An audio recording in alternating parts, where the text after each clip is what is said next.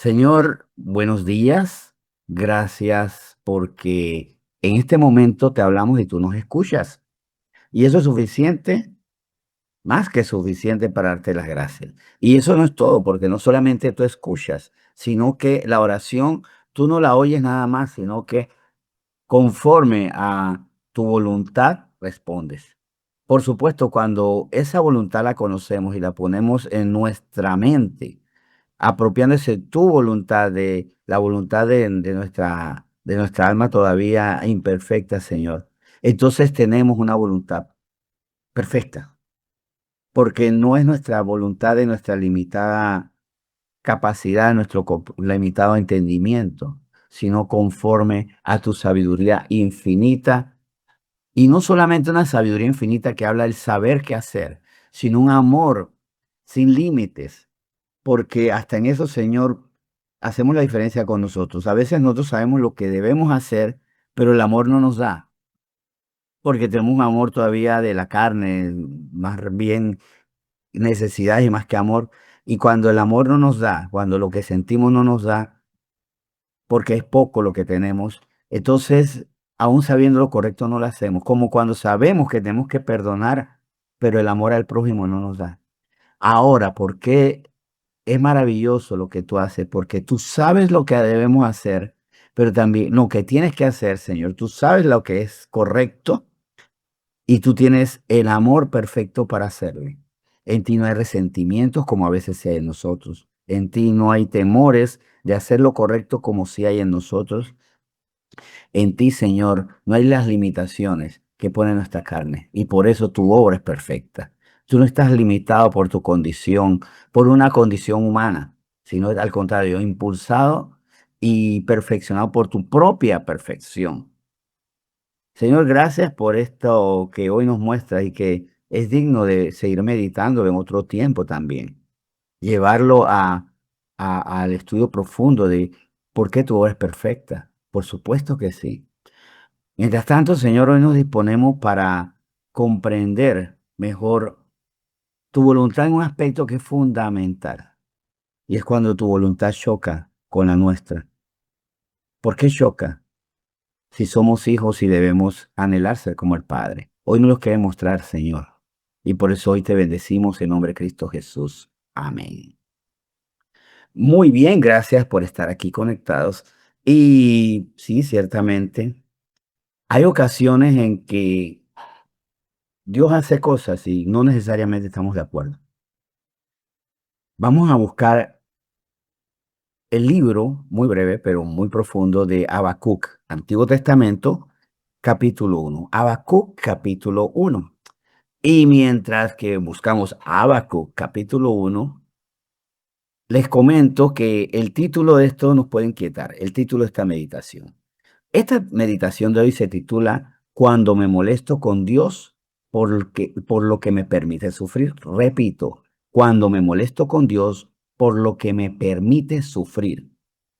Porque sí, ciertamente sufro y no estoy conforme porque Dios permite.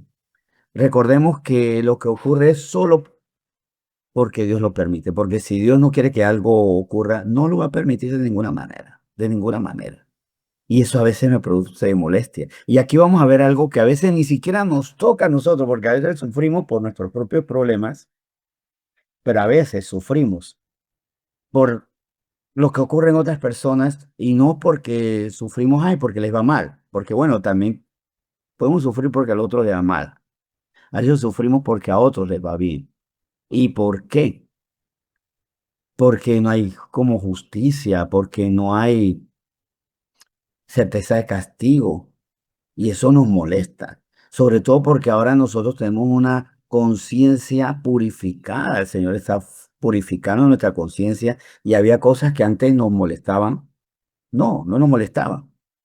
Había cosas que no nos importaban y ahora le vemos la maldad, el pecado, esas cosas y somos más sensibles. De hecho, una evidencia del crecimiento espiritual es que percibimos más y con otro criterio, ahora conforme a la verdad, muchas cosas que antes no percibíamos y que si las percibíamos no nos molestaba.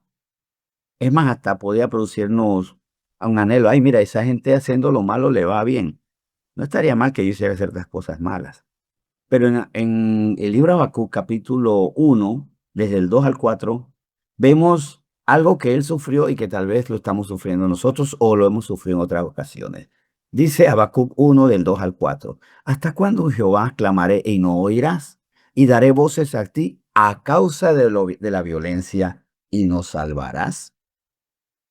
Se parece un poco a lo mejor a lo que hemos clamado en medio de la violencia de nuestros barrios, de nuestro país, del mundo. Y nosotros clamamos y miren cómo podemos hacer como Habacuc, decir, ¿hasta cuándo, Jehová, clamaré y no oirás? El Señor siempre escucha y la frustración nos puede llevar a percibir que no es así. Es claro que Habacuc estaba frustrado. ¿Por qué estaba frustrado? Vamos a ver más información esto en los siguientes versículos, el 3 y el 4 de Habacuc 1. ¿Por qué me haces ver iniquidad y haces que vea molestia? Destrucción y violencia están delante de mí, y pleito y contienda se levantan. Por lo cual la ley es debilitada y el juicio no sale según la verdad, por cuanto el impío asedia al justo y por eso sale torcida la justicia. Por eso sale torcida la justicia, decimos nosotros, por lo menos aquí en Panamá, siglo XXI, y decimos, y por eso al que se roba una expresión tan repetida que nos suena familiar. Por eso el que se roba una iguana le echan 2 años de cárcel, pero el que se roba millones le dan el mundo por cárcel. ¿Lo hemos dicho o lo hemos escuchado? O lo hemos dicho y lo hemos escuchado. O lo hemos escuchado y por eso lo aprendimos y por eso ahora lo decimos. Y nos irrita. Y por eso estamos con una frustración tan grande y decimos, este país no lo aguanta a nadie, esto es por gusto. Pero aquí también para nosotros, sobre todo porque para el que no tiene conocimiento o percepción de Dios, la queja puede ser solamente el mundo, la gente, pero cuando somos hijos de Dios y tenemos la percepción de que hay un Padre que ve, puede ser que la frustración se sume por no entender lo que el Señor nos va a mostrar más adelante. Pero ciertamente, es más, en el Salmo 71 vemos que sí puede ser posible que yo comience a percibir las cosas de otra manera. Porque esto de ver iniquidad, ver que el impío asedia al justo y sale a torcer a la justicia y que como que al malo no le pasa nada, no es ni de Panamá siglo XXI, ni de Latinoamérica ni siglo XXI, no es del planeta siglo XXI, ni algo que tiene algunas décadas, bueno, de repente es una herencia del siglo XX, no, todo tiempo ha sido así. El Salmo 71, desde el 9 al 16, alguien más se queja de esta situación. Pero ocurre algo muy interesante. Ahora les adelanto, si nos duele la actitud de Habacuc y decimos se quedó en eso, ya ustedes saben que en Habacuc capítulo 3 el Señor dice, entre otras cosas, bueno, él dice, el Señor habla a través de Habacuc, le da un nuevo entendimiento y por eso Habacuc dice, con todo así te alabaré,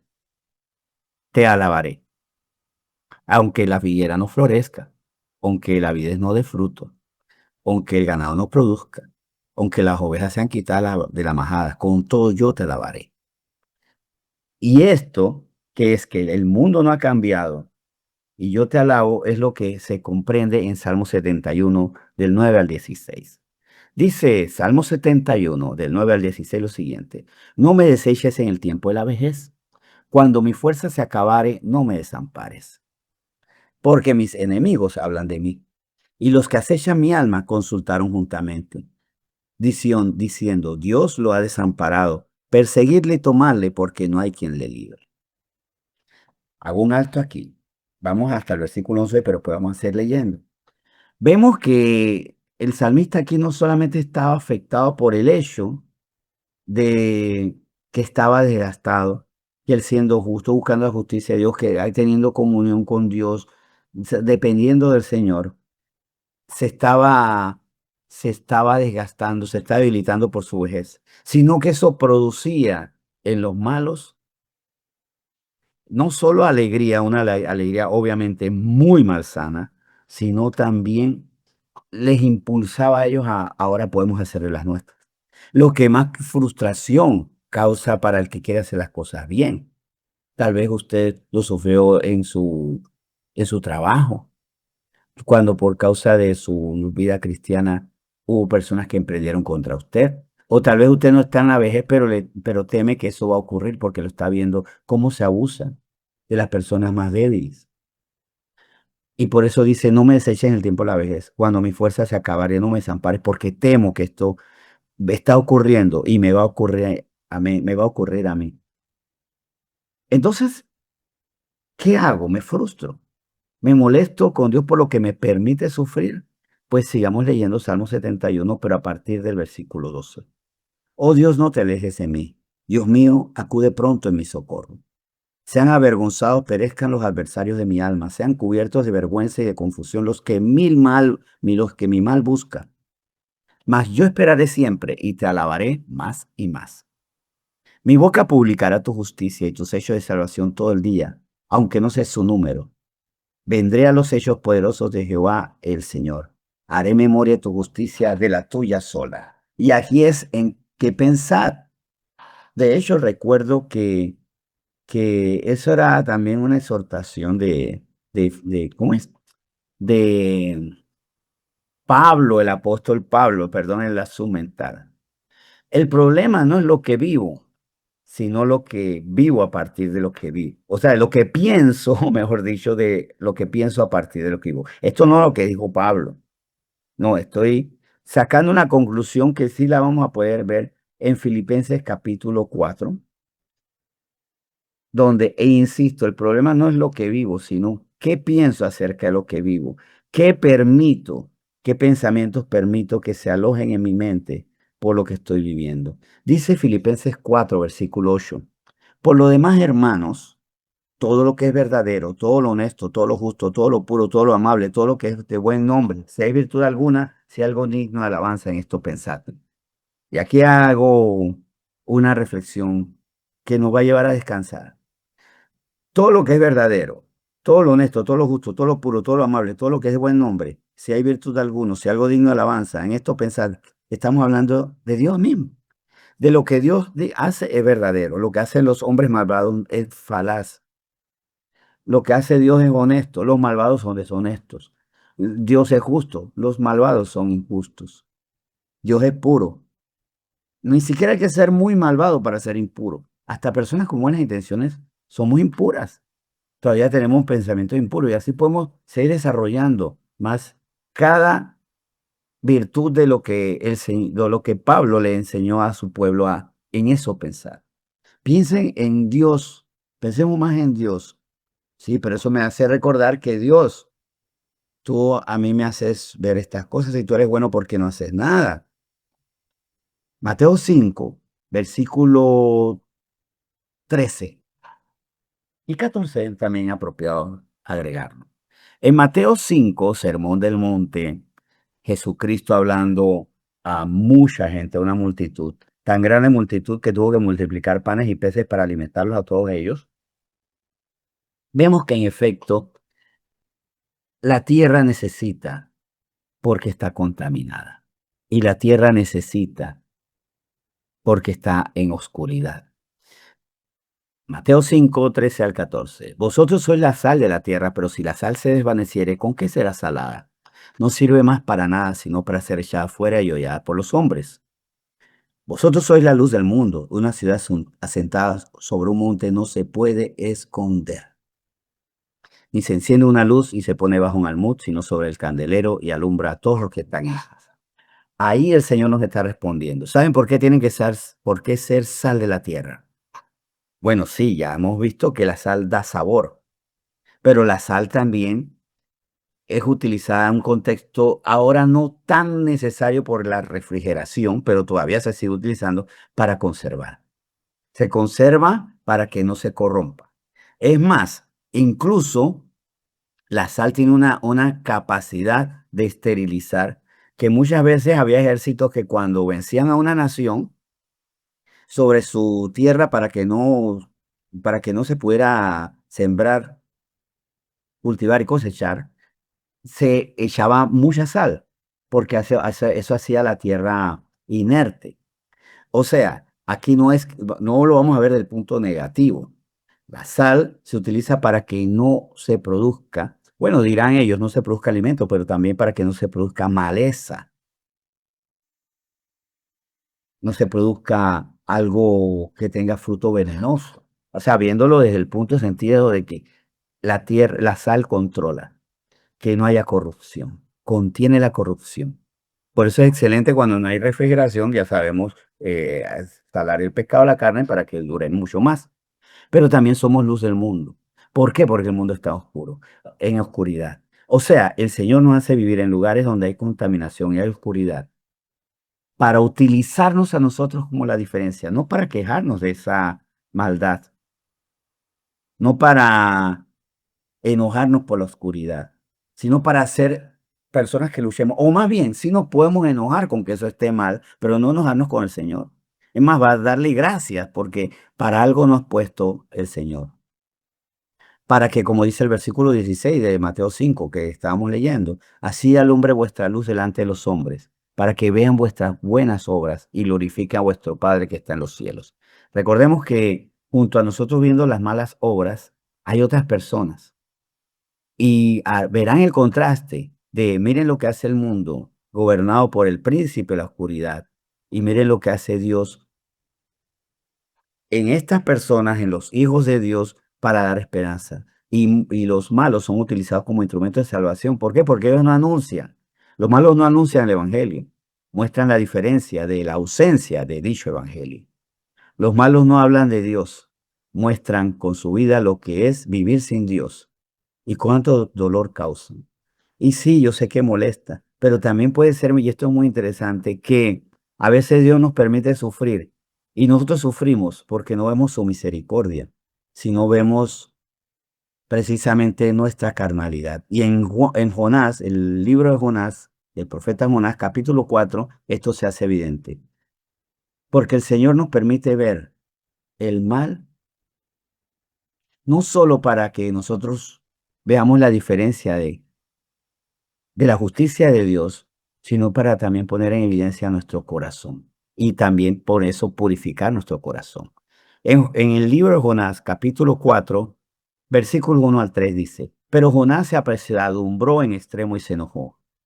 Y oró a Jehová y dijo, ahora, oh Jehová, ¿no es esto lo que yo decía estando aún en mi tierra? Por eso me apresuré a huir a Tarsis, porque sabía yo que tú eres Dios clemente y piadoso, tardo en enojarte y de grande misericordia, y que te arrepientes del mal. Ahora pues, oh Jehová, te ruego que me quites la vida, porque mejor me es la muerte que la vida. Uy, ¿qué pasó aquí? Se destruyó Nínive, no se salvó. Se salvó un Nínive que a Jonás, por decirlo de manera muy suave, muy, muy suave, le caía mal. Porque no es que le caía mal Nínive, detestaba a Nínive, la maldad de esa gente. Y lo que sufría Jonás, no tanto era la maldad, sino la respuesta de Dios. En cuanto a Habacuc, vimos que qué es lo que le molestaba, no haces nada. Señor, ¿hasta cuándo? ¿Hasta cuándo? ¿Cuándo vas a hacer algo? Me molesta que los malos se salen con la suya. Me molesta que no ocurre la justicia. Jonás, conociendo bastante al Señor, él conocía también bastante al Señor, también agregó algo que no estaba considerando Habacuc en su queja. El problema no es que no vas a hacer nada, sino que vas a hacer algo para ayudarlos a ellos. Vas a ayudar a los malos. Pero claro, ¿cómo lo vas a ayudar? Recompensando su arrepentimiento. Si ellos se arrepienten, tú lo vas a ayudar. Y miren qué triste, porque Jonás no se alegró en el arrepentimiento, porque para eso tenemos que luchar. Nosotros vemos a los malos para que luchemos por su arrepentimiento, para que seamos la luz que ellos necesitan, que ellos vean nuestra obra, pero también para que lo anunciemos, para que con mucho cariño, con mucho amor, les digamos arrepiéntanse. Y que ellos no quieren escuchar, pues Dios sí escucha, porque los malvados a veces no quieren escuchar. Pero ¿cuál es la gran ventaja? Yo le digo a un malo, a un malvado, corrige esto, no quiere hacer caso, pero Dios sí escucha y Dios escuchará nuestro clamor. Pero a veces nos enoja y yo sé que quisiéramos que, es más, En una ocasión escuché a una chica decir: "Yo quiero que Cristo venga ya". Oh, fabuloso, perfecto. Sí, porque a mí no me gusta sufrir mi vida por los problemas que estaba viviendo. O sea, estaba bien, pero no del todo. Estaba bien, no quería seguir sufriendo, pero lo que no estaba bien es que al final de cuentas ella quería que su vida fuera otra. O sea, más que dolerle el mundo, le dolía su vida en el mundo. ¿Ves? O sea, no es que me duele el mundo, sino que me duele mi vida en ese mundo. Eso era lo que le estaba pasando a Habacuc. Y el caso de Jonás, evidentemente le dolía ver la misericordia de Dios. ¿Me puede doler la misericordia de Dios? Puede ser que sí. Evidentemente en Jonás sí fue así. Y para cerrar, miren cómo desde el versículo 10 Dios responde para decirles que hay una diferencia que es una desventaja. O sea, hay una diferencia entre Dios y nosotros. Y cuando entre más grande es la diferencia, más grande las desventajas, nosotros más desventajados estamos en cuanto a entender y vivir la voluntad de Dios. Dice desde el versículo 10, Jonás 4. Y dijo Jehová: tuviste tú lástima de la calabacera. En contexto, se murió una calabacera que le daba sombra a él. Tuviste tú lástima de la calabacera, en la cual no trabajaste, ni tú le hiciste crecer, que en espacio de una noche nació y en espacio de otra noche pereció.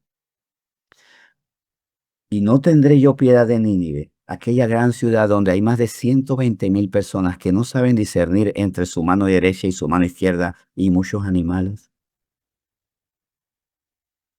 O sea, que hasta cuánto medimos la misericordia y la comparamos con nuestra aparente aflicción por la injusticia. Oh, qué injusto que murió la calabacera, que Dios le dio vida y se la podía quitar en cualquier momento. Más cuestionamos la voluntad de Dios, la misericordia de Dios. Y me enoja por eso ver a los malos. Es más, hay personas que se molestan cuando ven un malo arrepentido. Como me decía una vez una dama que me decía: es que si Dios, porque le preguntaba: "¿Qué pasa?". Y me pregunta: "¿Qué hubiera ocurrido si Hitler se hubiera arrepentido?". Si se hubiera arrepentido auténticamente, Dios lo hubiera perdonado, y se enojó. Y dijo: "Por eso es que no me gusta a veces Dios, por eso es que a veces me molesto con Dios. Por eso me molesto con Dios", sí, recuerdo que fue la palabra molesto, porque siempre perdona. O sea, siempre perdona, olvidando que por ese perdón nosotros estamos ahora en condición de hijos. Examinemos qué estamos sintiendo, porque si no sentimos el amor, la misericordia de Dios, estamos en desventaja. No tenemos su sentir, y el Señor quiere que tengamos su sentir. Mientras que los malos están, luchemos, clamemos por ellos, hablemosles si tenemos la oportunidad. Sus malas obras, al final de cuentas, los asientan más en la condenación, a menos que se arrepientan. Vamos a orar. Señor, muchas gracias por la palabra con la que hoy tú nos dices que obviamente no siempre somos como tú, no siempre pensamos como tú.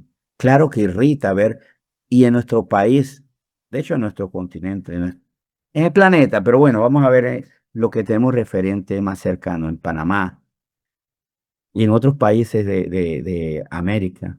Vemos cómo hay malvados que nunca sufren castigo.